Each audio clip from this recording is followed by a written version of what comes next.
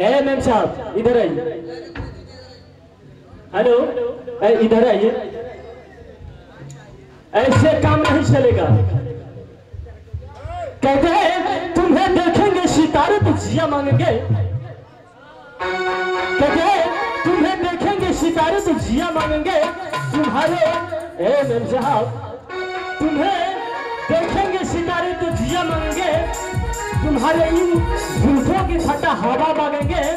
अपने कंधे से दुपट्टा ना सरकने देना, अपने कंधे से दुपट्टा ना सरकने देना, वरना छल्ली गांव का बूढ़ा भी जवानी का धुआं मांगेंगे। तो ऐसे नहीं चलेंगे। भद्रा रहे लंदन माथे चंदन करेला। भद्रा रहे London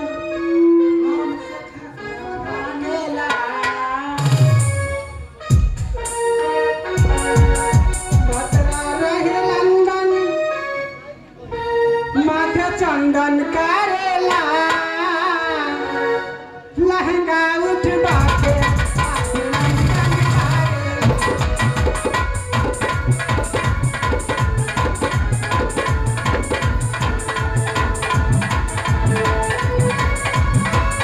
hello hello hello hello, यह है फैजी यादव जी।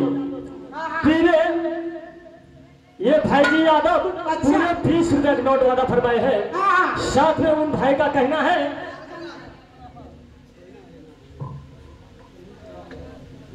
जी हाँ जी साहब ने दिया रुपया साहब के हेलो नमस्कार करती हूँ। ये भाई साहब का क्या कहना है? क्या कहना है कि तुझे तो मैं फूल कहूंगा, तुझे तो मैं फूल कहूंगा, और चाटूंगा तो नमकीन कहूंगा। ये भाई साहब का कहना है तुझे देख को मैं फूल कहूंगा और चाटूंगा तो नमकीन कहूंगा। और रात में एक बार सो जाओगी तो कसम से मेरी जाने मन तुझको ताजमहल कहूंगा। भद्रा रहे लंदन माथे चंदन करेला। लहंगा उठवा के अभिनंदन करेला। सखी हो लहंगा उठवा के अभिनंदन करेला। भद्रा रहे लंदन माथे चंदन करेला। भद्रा रहे लंदन माथे चंदन करेला। लहंगा उठवा के अभिनंदन करेला।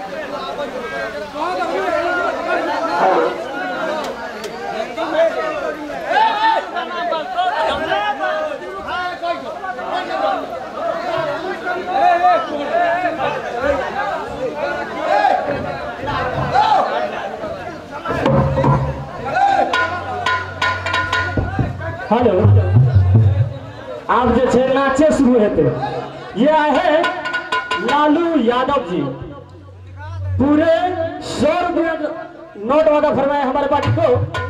हमारे पार्टी भाई साहब को लाख लाख शुक्रिया अदा करते हैं। ये अपने सब नाच देखो तो ठीक से नाचे हेते। लालो लालो भैया कैसे नाच शुरू करे नाचे शुरू करे छो मार करे छलो ऐसे बोलो मार की होते नाचे शुरू कर दे जी। अच्छा ठीक है चलिए मास्टर जी लगाइए झटका।